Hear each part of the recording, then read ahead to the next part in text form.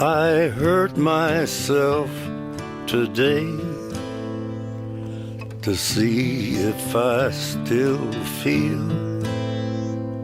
I focus on the pain,